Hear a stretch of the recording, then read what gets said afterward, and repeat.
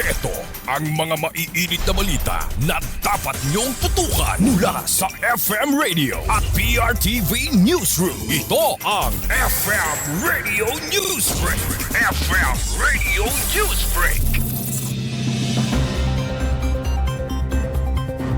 Magandang tanghali mga ka-Vibes, narito na ang mga maiinit na balita para sa ating FM Radio Newsbreak. Tiniyak ni Pangulong Ferdinand Marcos Jr. sa mga negosyanteng Koreano na patuloy ang pagpapatupad ng administrasyon ng malalaking reformang pang-ekonomiya upang mapalakas ang kumpiyansa ng mga mamumuhunan sa bansa. Sa talumpati ng Pangulo sa Philippines-Korea Business Forum, binigyang diin niya na pinapadali ng pamahalaan ang mga proseso sa negosyo sa pamamagitan ng pagbabawas ng burokrasya at pagpapababa ng gastos sa pagnenegosyo. Dumalo rin sa pagtitipon ang Pangulo ng South Korea na si Lee Jae-myung.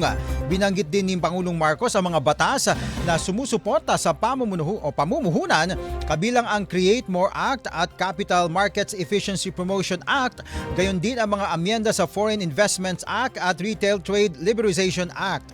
Ipinatutupad din ang Executive Order No. 18 o Green Lanes for Strategic Investments upang mapabilis ang pag-aproba ng mga malalaking proyekto. FM Radio Newsbreak. FM Radio Newsbreak. Samantala sa iba pa mga balita, isinusulong ni Representative Ferdinand Martin Romualdez ang panukalang batas na maglalayong bawasan ang bilang ng mga namamatay sa cancer sa bansa sa pamamagitan ng maagang pagsusuri sa mga komunidad. Sa ilalim ng House Bill 7942 o Cancer Risk Screening and Awareness Act, nais ni Romualdez at ni Tingog Party List Representative Jude Asidre na gawing libre at regular ang cancer screening sa mga barangay. Unang tututukan ng programa ang breast, cervical, colorectal at prostate cancer.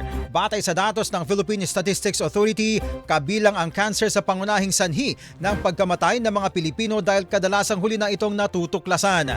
Kabilang din sa panukala ang pagsasanay sa mga barangay health workers at ang pagbuo ng nationwide cancer risk profiling system sa pangunguna ng Department of Health.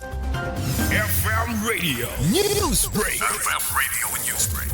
At sa ating panghuling balita, ipinakita ng pamahalaan ang agarang pagtulong sa mga Pilipinong nasa gitnang silangan matapos ma-repatriate ang halos 300 Pinoy mula naman sa Dubai. Sa tulong ng Department of Migrant Workers at Overseas Workers Welfare Administration, ligtas na nakauwi sa bansa ang 299 Filipinos na dumating sa NAIA Terminal 3 kaninang umaga.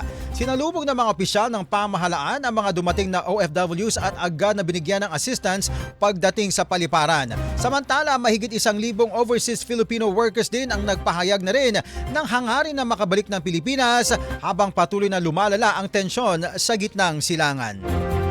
FM Radio Newsbreak. FM Radio Newsbreak.